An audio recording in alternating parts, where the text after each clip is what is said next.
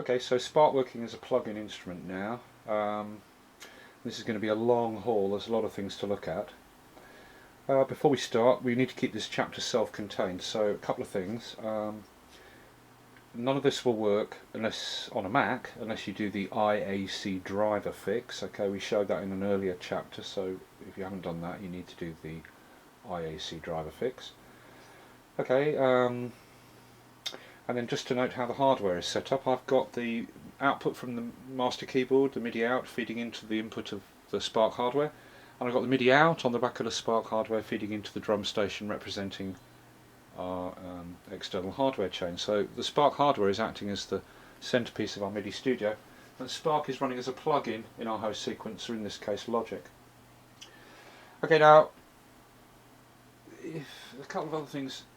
The CPU meter down here, look on Logic, look at the spiking on it, and sometimes, you know, I get spiking when I'm just jumping around the windows of Spark or something, yeah, and when I hit play, and sometimes I get sparking for no reason. So I can confirm that I'm also getting these, there's one, look there. Look, I'm not even touching Spark now. I'm getting these big CPU spikes in Logic, and this is on an 8-core Mac Pro.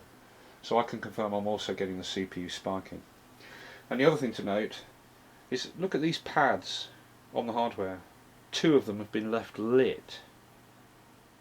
Just turn them off by touching them. Now, when Spark's triggering from its own internal pattern sequencer, look, I'll press play on Spark now and watch the hardware pads. This is Spark's own internal pattern sequencer playing now, and the pads flicker on and off very fast and very accurately. Okay, but if we trigger Spark from a pattern on its own track, let me just mute the other 2 tracks. Watch the pads. Oops, let's cycle that. First of all, the pads don't flash on and off quickly and accurately like they do when Spark's triggering from its own internal pattern sequencer. Okay. The lights don't flicker on and off fast. Often they stay lit when they come on, and then they don't turn off until the next note on the same instrument in the pattern triggers the pad again and turns it off. And often when you hit stop,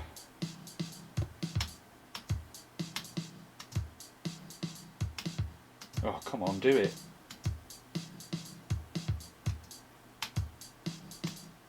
Well, oh, now it won't do it when I'm trying to demonstrate it. Normally, when you hit stop, you get pads left on like that. It happens a hell of a lot. I've turned around sometimes after hitting play and stop, and I've looked at Spark and I've seen 7 pads all left lit. So the pads don't trigger, the lights don't trigger properly when Spark's triggering from a pattern on its own track. And on top of that, when you hit stop, you often get pads left lit. To turn them off, you just touch them, but it's very annoying to keep seeing this happening. And of course it makes using mute and solo impossible, because mute and solo, you only know which ones are supposed to be muted or solo by the fact the lights are on. Well, if the lights keep getting left on anyway, it defeats the whole object of the solo and mute indicators. So there's a problem with the Spark pads when they're triggering from their own patterns on the actual Spark track, not from the Spark sequencer itself. Okay, and there's the CPU spiking. Look at it go. It's way too much CPU spiking. Okay. Alright, that's how everything's set, and a couple of things to note before we start. And now we can get into it. And as I said, I've got everything set the way I have, with the master keys feeding into the Spark and the Spark MIDI out feeding off to the hardware. Everything works. I've got 3 patterns on 3 tracks here. The red pattern is triggering the Spark, the green pattern is triggering a little bass synth, and the white pattern is triggering the drum station, and all the MIDI in out works. Okay, everything's triggering fine. Look, there's 2 of the pads left on, look. The master keyboard works. I can trigger Spark, or any of the synths, or my external hardware. Come on, external hardware. That's now triggering the drum station. Yeah, so my master keys are working fine to play any instrument I want, including my external hardware, and Spark is sending in MIDI notes from its pads correctly. Okay, everything works. So, starting with the good news, let's start with the good news, because there's a lot of bad news in this chapter, I'm afraid. If you use Spark just like any other plug-in instrument, okay,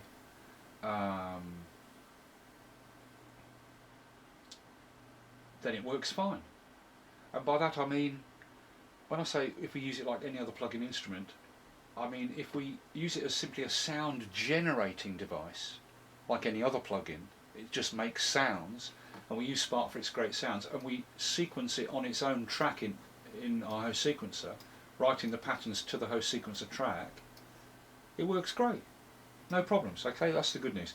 So you just put your track into record and you can play in your patterns from Spark's pads.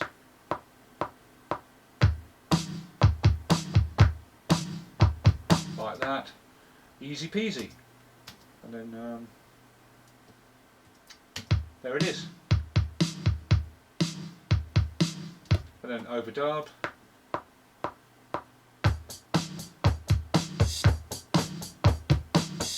Like that, just overdub or whatever, hats, you know. It's all working. You just play the patterns onto the Spark track. Okay. And you can do that from the master keyboard as well. Where are we on? There's the rim shot, for example. Let me just move the camera down so you can see it properly. Okay, I can trigger the Spark and write patterns for the Spark from the master keyboard as well, of course. So for example, I'll write in a rim shot into this pattern for the Spark from the master keys.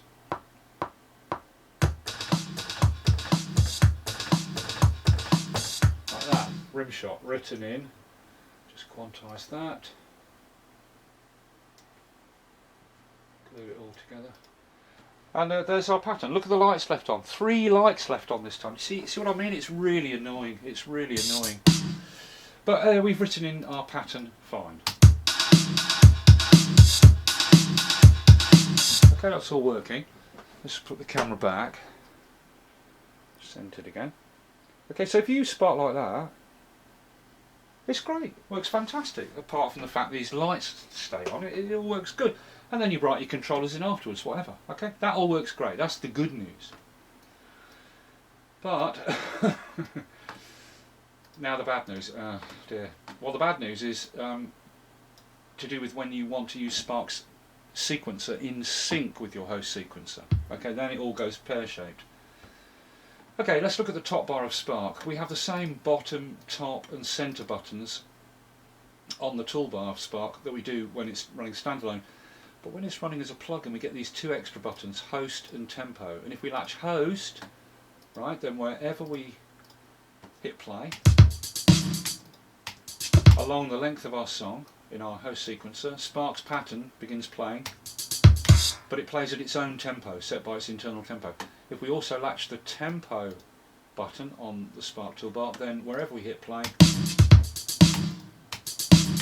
up and down the length of our song in our host sequencer, Spark simply plays that pattern back, that single pattern, whichever one is selected on the pattern wheel. It plays it back in sync. Okay, so if you are trying to compose an arrangement in your host sequencer around a single Spark pattern, fine, you just sync it up with host and tempo, you choose the pattern, and as long as it's a single pattern, you can hit play at any position along the length of your song to work on your host arrangement. Spark just plays the pattern correctly. The problem comes when we want to try and use the song sequencer. Okay, and the reason it doesn't work is because, believe it or not, Spark's song sequencer does not recognise song position pointers. Say what? But it doesn't. And to let beginners know, song position pointers have been around for over 30 years. But Spark's song sequencer doesn't recognise song position pointers, which means that it's impossible to use the Spark song sequencer synchronised to our host sequencer and then build an arrangement in our host sequencer around that Spark song. Okay, if we we put the host and tempo on the toolbar, so Spark is in sync, but then we switch on song. And the only thing Spark can do is this. Your host sequencer starts playing. Okay, and as soon as the playhead hits bar 1, position 1, the Spark song, now running in sync, begins playing on the first pattern, and as long as your host sequencer plays, the Spark song will just carry on playing all the way through. Boom, off it goes. As soon as the playhead on the host sequencer hit bar 1, the Spark patterns begin playing back from the song, one after the other in the right order, and as long as your host sequencer just carries on playing, Spark will play its song in sync, going through the patterns one after another, all the way through till the end. But it doesn't recognise song position pointers, and for beginners that means that I stop the song. Spark stops at whatever pattern it's on. If I then forward up to bar 80 of my song in the host sequencer, I say, okay, I want to work on bar 80, I want to put a vocal in here. I forward my host sequencer to bar 80. Spark does not forward to bar 80, so when I hit play on the host sequencer, Spark doesn't begin playing at bar 80 or 81, it just carries on playing where it last stopped.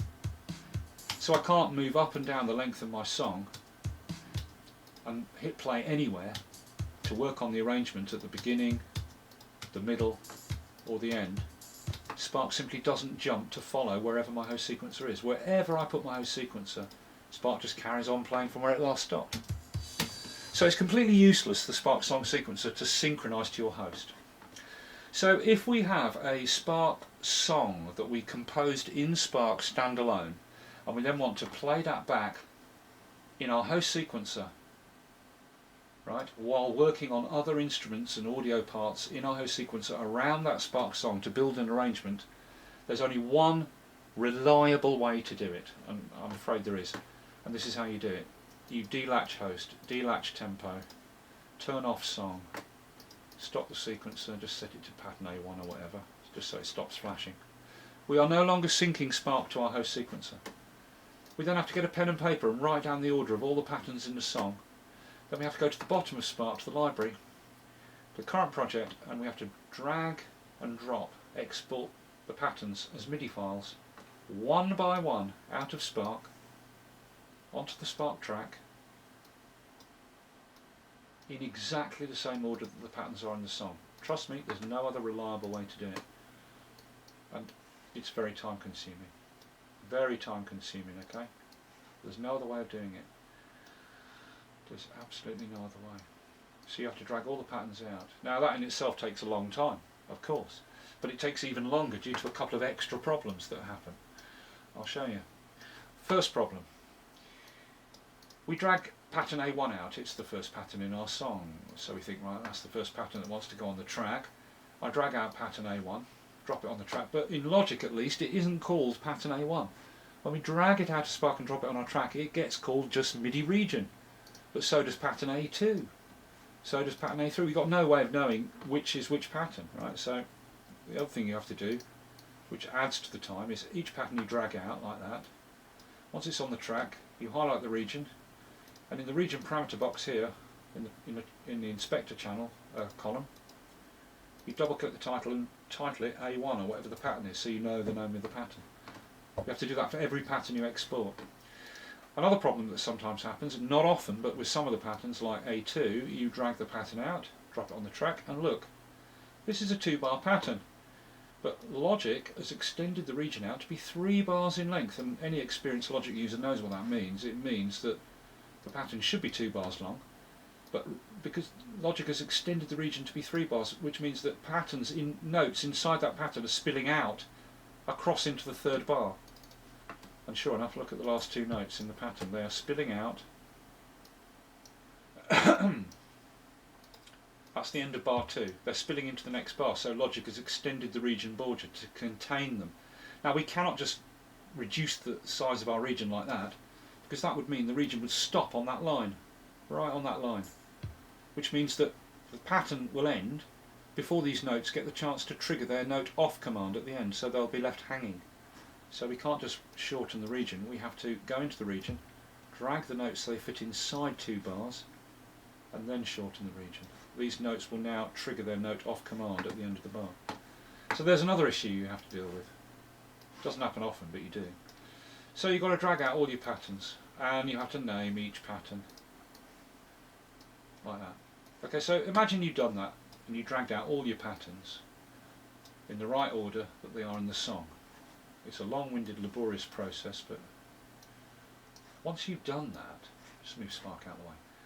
Once you've done that, you've got all those patterns on the Spark track in exactly the same order that they are in the Spark song here, then we've solved a whole bunch of problems.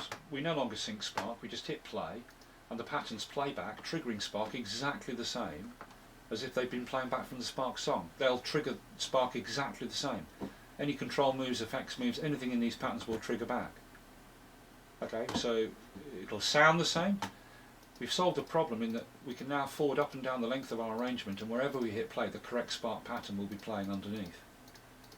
And we've also now we've got all the patterns on the track and we're triggering them from the track. It just makes things easier, because for example, if I decide that I want to extend these 8 bars, I think when I'm working on my arrangement, I think, well, I need to extend this part of the song to be 8 bars longer. Well, you just double it up, just drag and drop and copy that section so it's 16 bars long. Well, how the hell would you do that in Spark Song Sequencer? I mean, in this song, for example, there are no empty pattern slots left. So even if, I can't insert an extra 8 bars anywhere. And even if there were empty pattern slots, I'd have to go through all the head-scratching mental calculation of, okay, which pattern do I copy, where do I insert it to push the other patterns up, and blah blah blah. It's no way to work. Once we've got the patterns on the Spark track here, they'll play back exactly the same as from the song. We've solved the problem of we can now move up and down the length of our arrangement and the correct Spark pattern will always play. We've got full access to all our editing. We can knock a section out by deleting patterns, we can extend a section by copying patterns, and anytime we want we can go into a pattern and edit the actual notes. And the final thing, of course, is that the patterns, once exported, the timing of the notes inside the patterns is absolutely accurate, exactly as the notes would be triggered if they were playing inside Spark Sequencer. So that's the only solution that's really accurate. But it does mean we've got to drag all the patterns out one by one from the library. How crazy is that? Okay, but that's the bottom line, I'm afraid. What I would suggest is this. I mean, Arturia gives us the opportunity, for example, in the pattern sequence, so we can drag out the pattern of an individual instrument. That is just the kick drum pattern, only the kick drum pattern that I've dragged onto the track there. Okay, so we can drag the pattern, look at the CPU meter there, look, it's spiked up. We can drag the individual pattern of an instrument onto the track. We can drag the whole pattern onto the track. We can even drag the bank, but that doesn't help us, because when you drag a bank, it just simply dumps 16 individual MIDI patterns, one for each of the 16 patterns in the bank, onto the track. But as they're not titled, we've got no way of knowing which pattern is which when we drag them out of the stack. So that's no use to us. But what Arturia should give us is a song export. We can export the individual pattern of an instrument. We can export an entire pattern. So what Arturia should give us is the ability to export the song. Perhaps there's another little icon here saying export song, and you drag it and drop it on the track, and what would happen is it would export a really long MIDI file. Okay, and that MIDI file would contain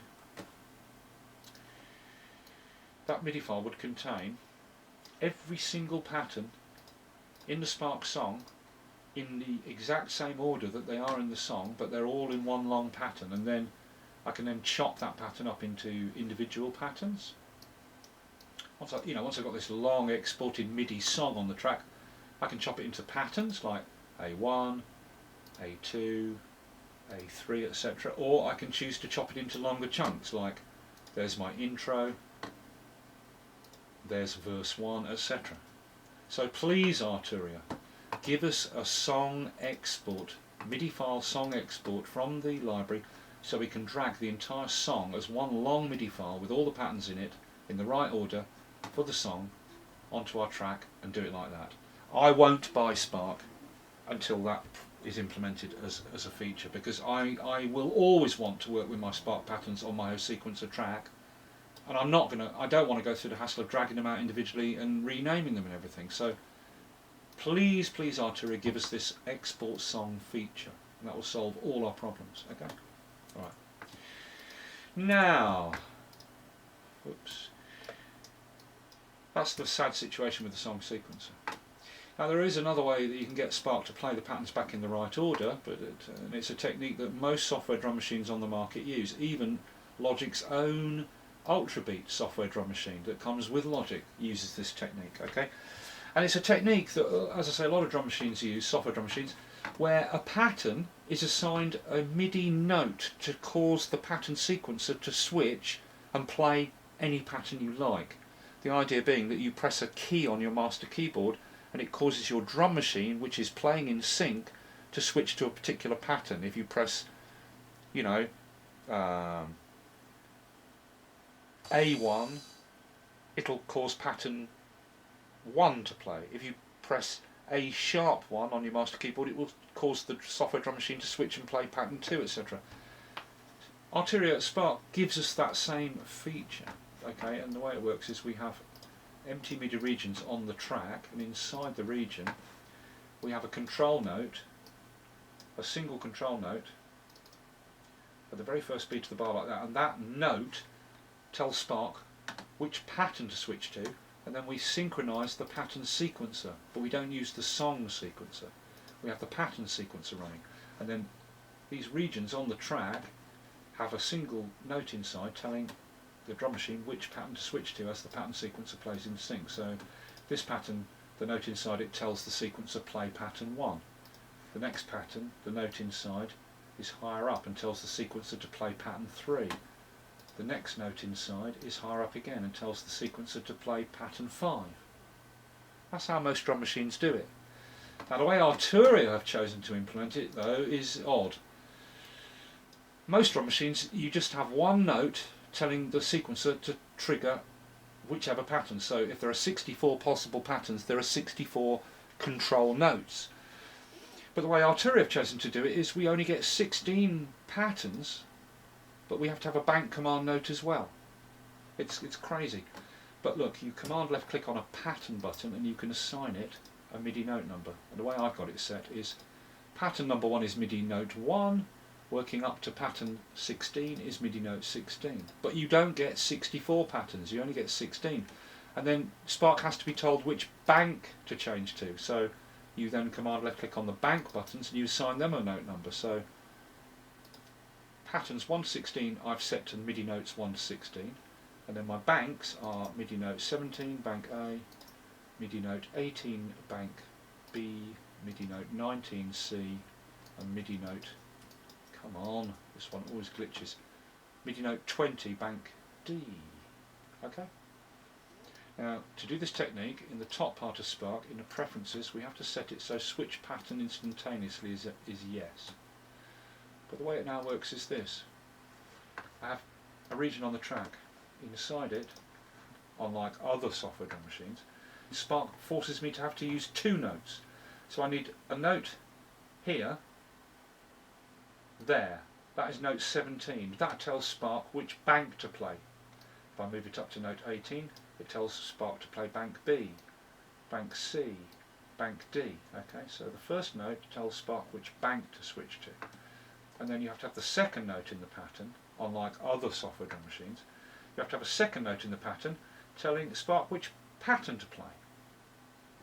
Okay? Now, these two notes, this one telling Spark which bank to switch to, and this note telling Spark which pattern to switch to, they cannot both be on the first beat of the bar. The bank change note has to fall on the first beat of the bar first, so that Spark knows which bank to switch to. And then a split second later, the pattern note triggers, telling Spark, okay, you've changed to bank A. Now, a split second later, this note comes telling Spark, now change to pattern A, pattern 1, inside bank A. But the bank command note has to fall on the first beat of the bar. It has to be the first thing. And the pattern command note, telling Spark which pattern to switch to, can't be on the same exact first beat of the bar. So it has to be dragged back from the first beat of the bar to give the bank switch note time to trigger. Well, this now means that this command note inside the MIDI region telling Spark which pattern to change to is no longer falling on the first beat of the bar. It falls a split second later, so the pattern doesn't get triggered till a split second later. And sometimes this causes glitches. Sometimes it causes any notes in the actual instrument pattern that's being triggered that fall on the first beat of the bar don't get triggered because the pattern doesn't switch until just after the first beat of the bar. So any notes in the pattern that fall on the first beat of the bar, like kicks and closed hi-hats, they don't even trigger. Sometimes, but it doesn't always do that. Sometimes it works, sometimes it doesn't. Okay, so this pattern, the first pattern here, is playing A1. This is note 1, that's note 0 at the bottom, that's note 1. Next pattern. Okay, we need a second note in here telling Spark which bank to play, so there's the bank note. B, 1, 2, 3, but the pattern note has to be slightly back from the start. So B3. Next region. Bank command note, A, B, C, pattern note, 1, 2, 3, oops, 3, 4, 5, and then it has to move slightly back from the start. Okay, so this region has two command notes, bank A, pattern 1. Next region, bank B, pattern 3. Next region, bank C, pattern 5. These command notes inside the region tell Spark which pattern to switch to, so when the playhead, Spark is now running in sync, look, playing a pattern, in sync. Now we know that works, we can forward up and down anywhere and the Spark pattern sequencer plays in sync. So what happens is the playhead moves along playing Spark's pattern in sync, or rather Spark is playing in sync as the host sequencer plays, and as the host sequencer playhead arrives at this region here, inside it this note tells Spark change to bank A, and this note changes Spark to play pattern 1. Then the playhead carries on and then it hits the next region, and the two notes inside there tell Spark to switch to B3. Then the playhead moves forward, Spark is still running in sync, and then the next pattern is arrived at, and that tells Spark to switch to C5. So Spark's pattern sequencer plays in sync, and the notes inside these regions tell Spark which pattern to play when the playhead crosses that region, like this. Okay, here we go. A1, B3, C5, and then back to A1 again. Okay, I'll actually put A1 at the end so it switches to A1 and then back to A1 again. A1, did you hear the glitch there? B3, C5, A1, back to A1 again. I'll actually change this one to A2, 3, 4, 5, 6. So A1, from the top, A1, B3, C5, A6, back to A1. Well, now it's kind of, well, you can hear it glitching a bit, but the main thing is it's not dropping notes out. But I absolutely swear to you on my mother's life, 80–90% of the time this technique works, but 10–20% of the time it doesn't, and it glitches when it changes pattern. The pattern starts late and doesn't trigger properly, and notes inside the pattern that's being triggered don't get triggered if they're on the first beat of the bar. Sometimes it does that, so this is not a reliable way to work, but there is another way to do it.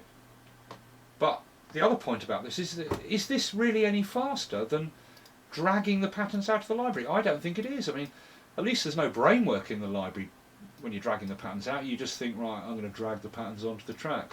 1, 2.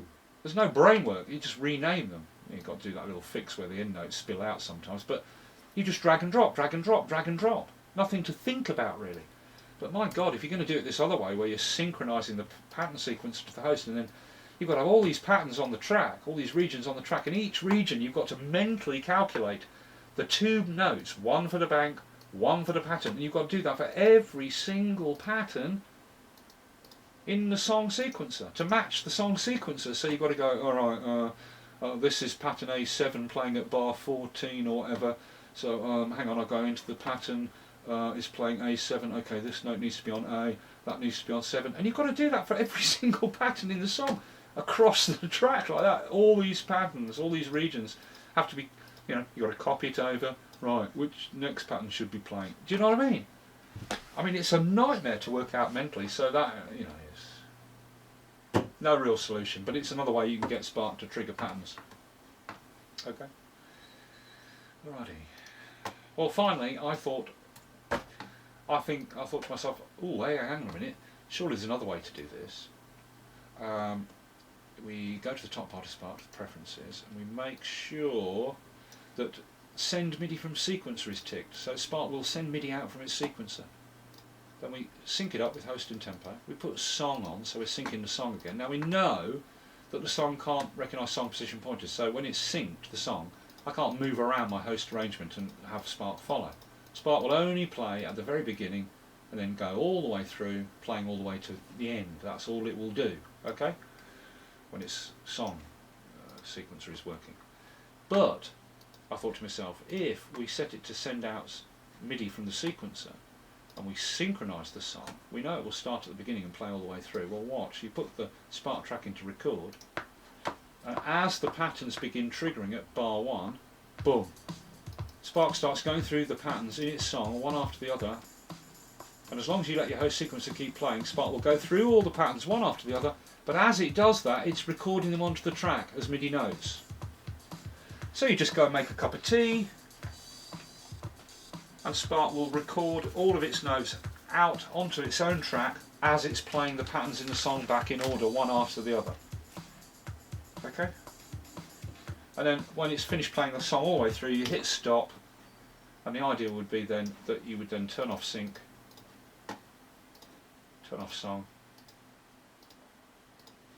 and now we've got all the notes on the track in one long file, and this long region or pattern contains every single pattern in the Spark song, one after the other in the right order, all contained in one big massive MIDI region. But the problem is this, the timing of the notes isn't correct. And I've tried fiddling around with this for days, adjusting the latency compensation, all sorts of things, but you cannot get Spark to record absolutely accurately when you're triggering it this way to sync and recording its output. It just doesn't work. There's a delay or something. It just isn't accurate. And we're talking about electronic music here. We want our song to play back from Spark absolutely, you know, with perfect timing. So the problem with this technique is, yeah, it gets us all the patterns that are there. Here they all are, one after the other as one long file. This is all the patterns, one after the other. But the timing of the notes isn't good enough. It's just not good enough when we look inside. When we look inside, look, the notes are not on the beat.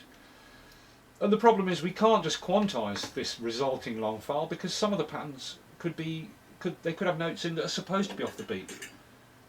You know, some of these notes could have been put in with swing. Some of them could have been put in using Spark's special sequencer function shift controller, which shifts notes off the beat in either direction.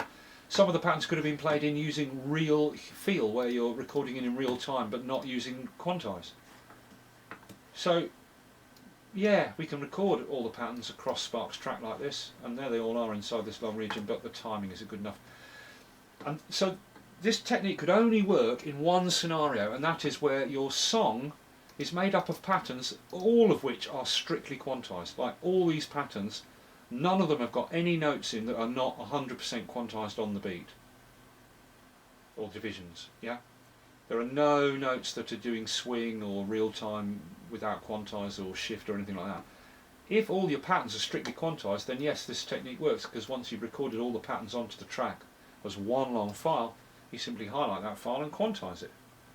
Boom. And then every single note in the pattern will be spot on. But most of the time we don't have all our patterns strictly quantized, right? So once the patterns are in this long file on the track, you can't tell which notes should be quantized and which shouldn't. There's just no way of knowing which of these instruments should be quantized and which shouldn't. So unfortunately that's no solution, unless every pattern in your song is strictly quantized, in which case go for it. But you see, it almost gives us the solution that we would get if Arturia would implement a song export as MIDI file out of the library, right? Now you see why we need it so badly. Please, Arturia, give us song MIDI file export as one long export file we can drop onto our track, containing all the patterns in the order they are in the song. Okay. Okay, so that's another possible way to do it, but it doesn't work. Unless all your patterns are strictly quantized. Okay. Well, that's pretty much everything to do with the pattern sequencer in terms of what it can and can't do, and the song sequencer in terms of what it can and can't do.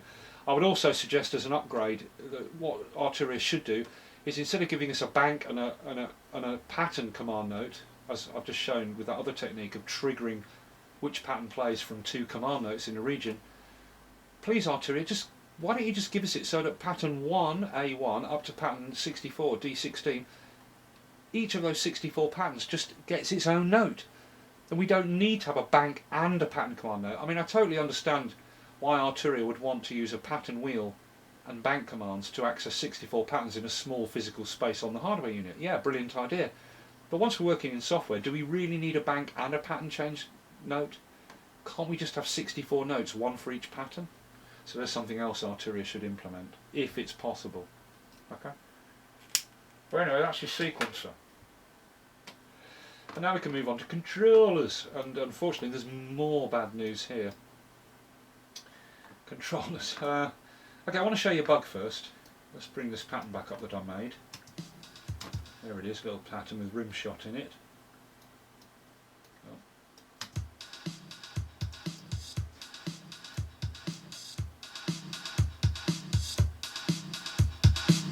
Okay, controllers. First I want to show you a bug, and I don't know if this is a logic bug, but I put the automation on. Okay, put it into touch, ready to record. So I thought to myself, when I first started experimenting with the controllers in Spark, as when I was running Spark as a plugin, I thought, okay, I'll put in a controller for the rim shot pitch.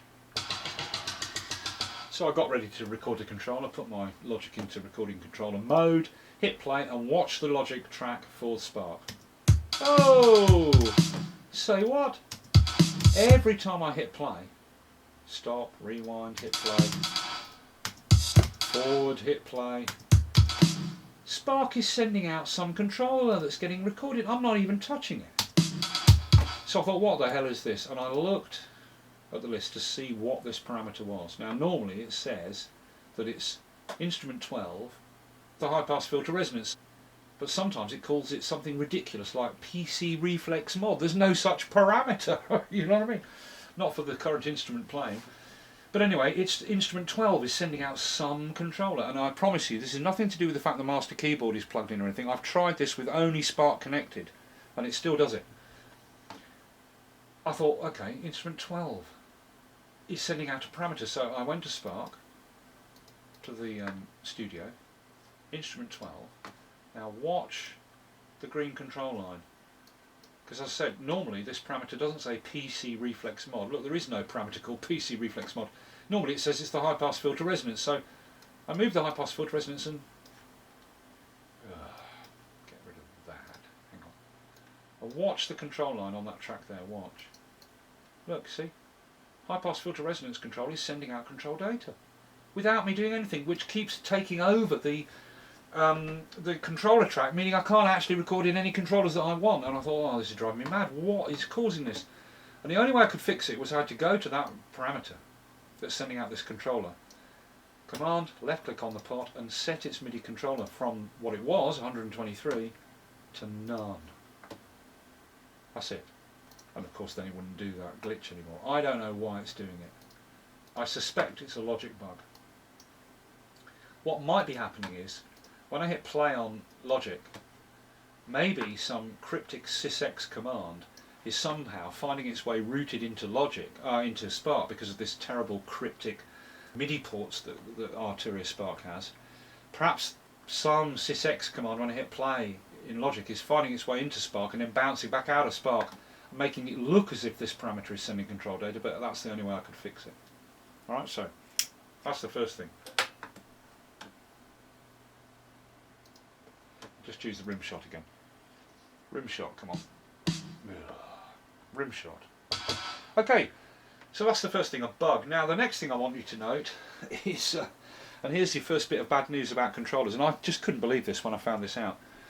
The 6 main parameter pots right in slap bang in the middle of Spark hardware. These are a massive feature of the Spark hardware. They are featured right in the middle of the damned instrument. And these write control data to Spark's pattern sequencer for the currently selected and highlighted instrument. So at the moment the rim shot. So these 6 pots give us quick, easy access to the main filter, cutoff and resonance, the 2 auxiliary sends and the pan and volume for the selected instrument. And when Spark's working standalone, these pots write control data to the host sequencer for the selected instrument. But can you believe, when Spark is working as a plugin, these 6 pots don't write control data, for God's sake. When you're running Spark as a plugin, the only pots that write control data to your host sequencer are the 3 pots that live above the instrument pads. None of the other pots send control data, so there's another bit of bad news. If you want to write control data in to your host sequencer track for your Spark plugin, whatever parameter you want to write in, it has to be assigned to one of the 3 pots for the instrument that you're trying to write the control data in for. That's the only way to do it, I'm afraid. Okay, that's the bad news. But the good news is that Spark's controller pots write control data beautifully smoothly. So I'll just write in some pitch for the rim shot. Here we go. Beautiful, smooth writing of controllers. I can't emphasise that enough. Beautiful, smooth movement, okay? But the downside is if I want to write cut-off data in for that instrument, I should be able to move this pot here, but it doesn't work. Nothing. These pots don't send control data out, so let me just retune the pitch on that. So if I want to write cutoff for the rimshot instrument, I have to assign the cutoff to one of the 3 pots for the instrument. So on the GUI here, I'll choose one of the pots, drop the list down and assign it to the cutoff. Then yes, I can write cutoff in from that pot. And again, beautiful smooth writing of movement from the pot. Okay, there you go. That's the downside, I'm afraid. Only the 3 pots living above an instrument pad write control data. But on the GUI, on the software GUI, every pot writes control data. Okay, so the 3 instrument pots, they all write control data if you move them with the mouse. The 6 channel strip pots that don't work on the hardware, if you move these in software form, they all write control data. In the bottom of Spark, in the studio, the 6 parameter pots for the instrument, if you move those with the mouse, they write control data. So does the cutoff and resonance, so does the pad and volume here. And in the mixer, all the parameters of the instrument channel strips write control data, but not the auxiliaries or the master out. Okay, so the fader, the pan, the 2 auxiliaries, and any insert effects, all the parameters, if you move them with the mouse, they all write control data. So I can write in a mid-frequency movement for the rim shot by just moving the pot with the mouse.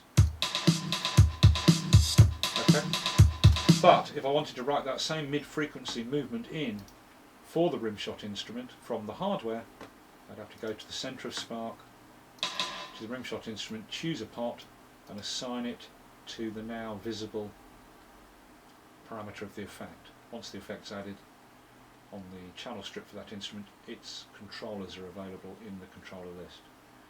Choose the same parameter, the mid EQ, and write it in from the hardware. Okay, there you go. That's writing in controllers. Okay.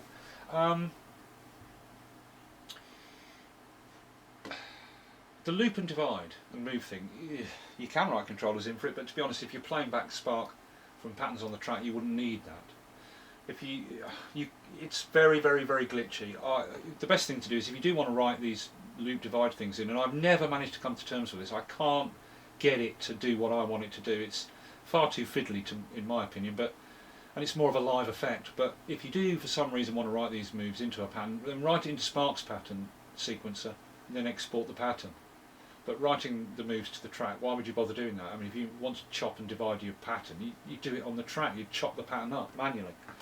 But the effects pad can write effects moves, but it's so complicated the way it works. I'm going to do a separate chapter after this one explaining how to do effects moves on the host sequencer track for Spark from the pad. Not all the functions work, the roller functions don't work, but the filter and slicer functions do work. So I'll do a separate mini chapter for that after this, okay? But that's your controllers. Okay, let's just make sure there are no more effects. Control moves. Turn off the automation. Okay. Anything else to do with controllers that I've missed? No. Right, I don't think so. Okay, what does that leave then? Well, that leaves the separate outs. So let's look at that lastly. Here's our host sequencer mixer, and here's our Spark mixer. Okay. Now I'll just choose instrument 1, drop out this effect, just make it all tidy. Okay. Spark's mixer, each instrument has its own stereo channel. These are stereo channels, okay? Now when you create your separate outs in your host sequencer, they are separate stereo output channels, okay, as well. So the way it works in Logic, and it's pretty much the same, the last time I used Cubase it used the same technique, and I'm pretty sure Sonar does as well. In your host sequencer, when you create a multi-out plugin, well in Logic at least, what happens is a single channel strip is created in your mixer, but there's a little plus button underneath the solo button, right? And every time you click that plus button it creates an extra output. And as soon as you create your first extra output, under the mute button on the original Spark channel strip, a minus button appears, and you can use that minus button to remove separate outs. Click, click, and they disappear. So you've got to set your separate outs up first. So you click the plus button under the S and your first extra out appears. Now both channel strips are highlighted when this happens. You don't want them both highlighted. There's your first channel strip separate out that's been created, and in Logic it gets called auxiliary something, auxiliary 1, 2, 3, 4, whatever. But this is separate out 2. So when you first create that first separate out, I'll do it again. You click the plus and it creates the first separate out called auxiliary whatever, but it highlights both channels. You can't have both channels highlighted to rename this auxiliary. You've got to choose another channel, then reselect that auxiliary that was created. Now only it is highlighted, and I can double click the title and name it out 2. That's your first separate out. Choose the Spark channel again, click the plus, another separate out gets created. Select it and only it, and double click and title it out 3 because it's out 3. Back to the Spark channel, click the plus, select the next created separate out, so only it is highlighted, double click its title, call it out 4. So we created 3 separate outs, out 2, out 3 and out 4. The original Spark channel strip is always out 1. Okay, now we go to the Spark mixer, and this button at the top, we drop it down and we can assign any of the instruments to any of these separate outs. But there is no out 1, notice. The first separate out is out 2, so the master is always out 1. So if you want your kick on this channel here, for example, to go to out 1, leave it on master. There is no separate out 1. But the thing to bear in mind is that any instrument that you are sending out of output 1 when you're using multi-outs, its signal will pass through the master output here on Spark before arriving at its separate output 1, the master. So if you don't want these insert effects to be added to any instrument going out to output 1, you need to remove those effects from the master out. Okay. Now any channel strips going to output 1, which is the main Spark master out, won't go through any effects. Okay. So then you just assign your outputs to the channel strips. So I've got my kick going to out 1, the master. I'll put my snare to output 2, that one. I'll put my closed and open hi-hat to output 3, that one. And I'll put my 3 toms to the same output 4, that one. Now the thing to notice that these, as I said, these separate outs are stereo separate outs. So I've sent my 3 toms all to output 4. But this separate out is a stereo out, so that means that my 3 toms are all going to output 4, but they can retain their individual pan positions, and in effect I now have the toms as a stereo group on this separate stereo out. But back on the Spark mixer I can change the pan position of the toms within that stereo output anytime I like. So my toms are all on the same out, but they keep their separate stereo positions on this separate out, okay, because it's a stereo out. So there you go, that's everything set. My kick is on 1, output 1 the master, my snare is on output 2, my close and open hats are on out 3, and and my toms are all on 4 in stereo. Okay, there you go, simple as that. And then obviously you set your channel strips up, you know, with the inserts and EQ and everything for the kick, for the snare, hats, and whatever. And that's it. Now then, some people have been complaining and on the Arturia forums and demanding a fix from Arturia to do with the separate output assignments, and it's to do with this. You load up Spark as a separate output instrument, you set the separate outs up in your host sequencer, and then you set the separate outs in the Spark's mixer like that. Everything's working. Let's just get it playing. Everything's working. Okay, but then you load another kit.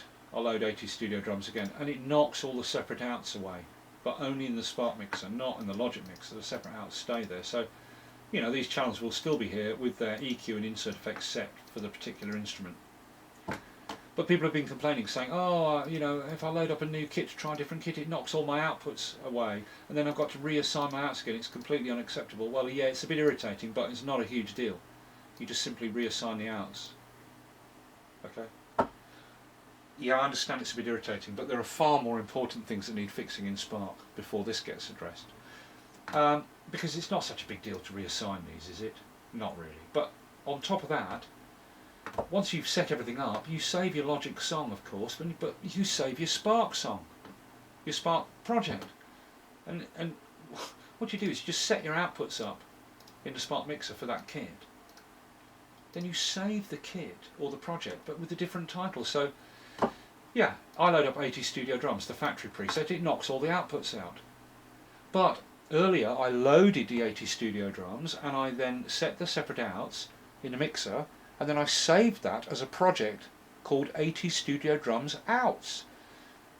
Then anytime I want, I go to my list of projects or kits and I can load 80 Studio Drums Outs. And I know it's just the same kit and project as 80 Studio Drums, but with separate outs, all ready to go. And then, you know, kits that you like to use all the time, you do the same thing. Like, you might say to yourself, well, look, I use the Lin 9000 kit a lot. I love that kit. I keep on loading it, but every time I do, it knocks my separate outs away. Well, earlier I loaded the Lin 9000 kit, set the separate outs properly, and saved it as Lin 9000 outs. And then any time I go to my library, Lin 9000 outs, load that project, boom, or that kit, and it loads up the Lin 9000, but with the outs ready to go. Look. So your favourite kits, you just load them up and assign the separate outs, and then save them as the same name, but with something at the end of the title, like outs or XXX or AAA or whatever, to tell you that's the separate out version. You know what I mean? And then just load them up like that. So I don't think this is a big problem, really. It'd be nice if it didn't do it, but there are far more important things Spark needs fixing than this. So there you go, that's Spark as a plugin. And I hope it's been useful. And I'll come back and add an extra chapter on how to do control moves for the effects pad. Okay, there you go.